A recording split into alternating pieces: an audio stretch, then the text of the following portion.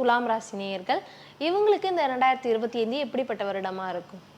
இருக்கிற ராசியிலேயே டாப் டக்கர் ராசி துலா ராசி 2025ல. இது எப்படின்னு பாருங்களேன். இந்த ஆண்டுல வந்து அந்த சுக்கிர பகவான் இருக்கார் பாருங்க, 5ஆம் இடத்துல உட்கார்ந்துக்கிட்டு வருஷம் ஆரம்பிக்குது.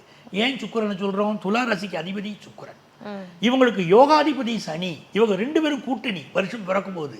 அப்படின்னா செல்வ செழிப்பு ரொம்ப நல்லா இருக்கும். என்ன படிப்பு படிக்கணும்னு நினைக்கிறாங்களோ அந்த படிப்பை படிப்பாங்க. அந்த யோகம் கூடி வருது.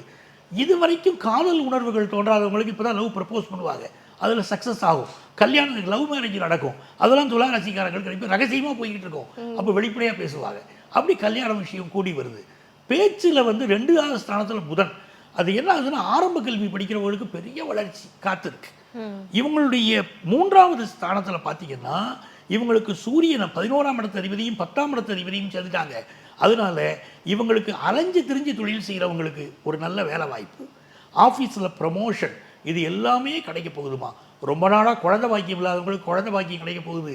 9ஆம் இடத்துக்கு குரு போகிறாரு மே மாதம், நல்ல குழந்தை பாக்கியம் வந்துடும். ஃபாரின் ஆப்பர்ச்சுனிட்டி கூடி வரும், செல்வ வசதி பெருகும். அப்போது ரொம்ப நல்ல வருஷம். இவங்க யாரை வழிபடணும் அப்படின்னா ராஜ மாதங்கியை வழிபட வேண்டும். வழிபட்டால் துலா ராசிக்காரங்களுக்கு ஒரு பெரிய வெற்றி இந்த ஆண்டு கிடைக்குமா. கண்டிப்பா சார்.